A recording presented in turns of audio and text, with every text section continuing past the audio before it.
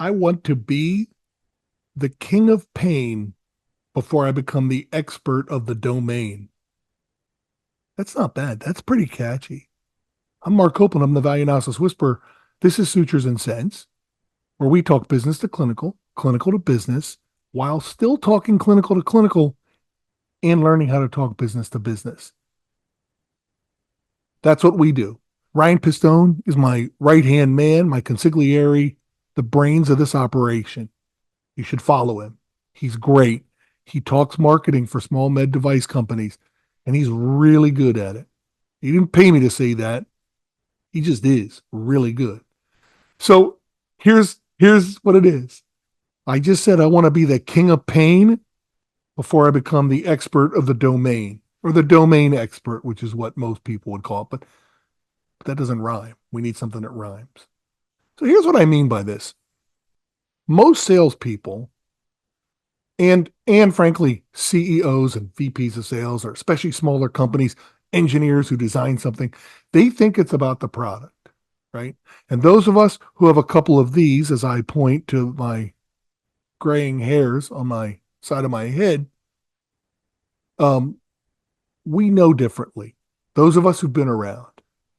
And I learned this about 15 years ago, that if I can be the king of pain, if I can describe the problem to which I have a solution, and if I can describe it like I sound like I live it and I've been there and I know what it feels like and I know what it tastes like and smells like and sounds like, and if I can do that, I get two things. I get people complaining back to me because people like to complain, and I learn all about their problem.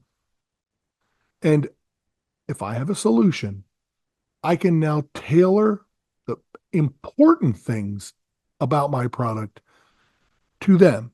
And by the way, when I say important, it's the important things that are important to them. Mine may be faster, but if they don't care about speed, it doesn't matter. Mine may be bigger, but if they don't care about size, bigger doesn't matter. It doesn't matter. Do you buy things because they're important to others, or do you buy them because they're important to you? They solve problems that you have. They do. That's what we all do, right? So this is what I urge everybody to do, because if you want to sell in this value, and if you want to sell, you have to be able to describe the pain. You want to be the king or queen of pain, but but you also have to be able to describe it in a way that it's as if you've seen it or feel it constantly. And that's where people get good in sales oftentimes, especially when you're doing what we do. We're not catching incoming hot leads. We're the ones who go create the leads. We don't take orders, we make orders, right? On the value analysis side, what I'm finding is that the pain that we've been trained to describe is the end user, the doctor, the nurse, the surgeon. We're not describing the pain the ambulatory surgery center or hospital has. And here would be an example. I talked about this a couple of weeks ago about this laryngoscope. The problem that the doctors and CRNAs had that were using it hated it because the lights would be dim, or the bulb would go out and they'd have there was no, it would just stop, right? Or it didn't fit right and it didn't work or wasn't the size they wanted.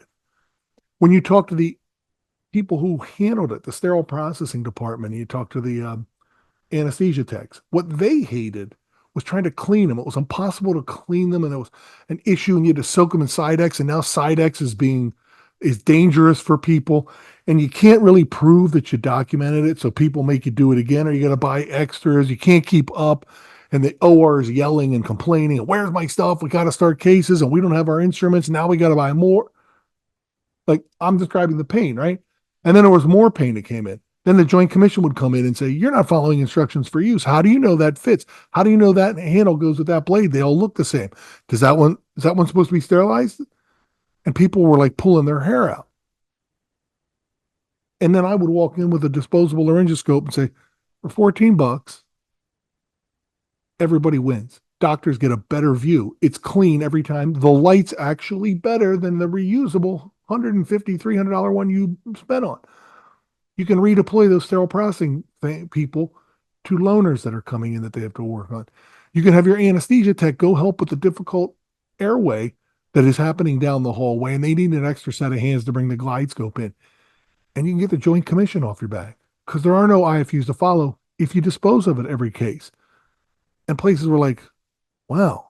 And we were saying, yeah, like, but I knew what the problem sounded like. And I ended up finding out what the problem cost. So that first they didn't believe me. But by the end, I'm like, yeah, we've estimated you're spending somewhere between $20 and $22 per intubation. And after describing all the stuff going on around it, they would go like, it might actually be more than that. And then my $14 product seemed a lot more palatable. And so if you notice, I would describe the pain. I was the king of pain because I would get them complaining and they would be irritated and they'd want to solve the problem because it was a stupid problem to have. It's just nobody was talking to each other. There was hierarchy, and there was sort of siloing, right? So nobody really knew what the other group was struggling with. And I just went and talked to them and described each person's pain to the other people in the whole cycle. The second part is what, I was calling it the expert of the domain. Nobody knew this more than me. I prided myself on being able to describe it in a way where people in every one of those departments will go like, man, it's like you work here. And I'd say, yeah, it's the first time I've ever been here. But if it's anything like I've seen at every other place, this is what you're dealing with.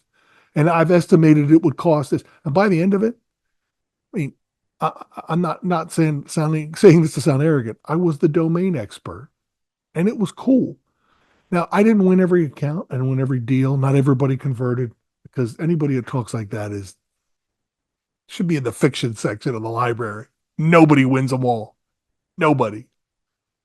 But I knew it, and I could talk about it for hours. The pain, the costs, the domain, and that's how we got our products approved. So when I say I want to be the king of pain, I mean, I want to be able to describe that pain, that whatever problem I have or whatever solution I have, I've got it and it will solve your pain because I can almost feel your pain, even though I don't work here. And I know everything about it. I know the competitive products. I know multiple different ways to consider it, even ones that have nothing to do with me. I'm aware of them. So that when you turn to me and say, hey, have you seen anybody doing this? I can say, yeah, I saw it. It worked great for these guys. It didn't work for them because of this. Now I'm the expert of the domain. So I'm the king of pain and the expert of the domain. And that's how we sell in value analysis because it's so hierarchical. It's hard to say hierarchical and siloed. And I'm the one that has to go kick the silos down and talk up and down the hierarchy. And that, if you can do some of that, and that's what we do. So if you follow our stuff, we'll try to help you learn how to do that so that you're comfortable doing it because you can do it. And I will help because I'm Mark Copeland of the Value Analysis Whisper. I help companies get their products approved.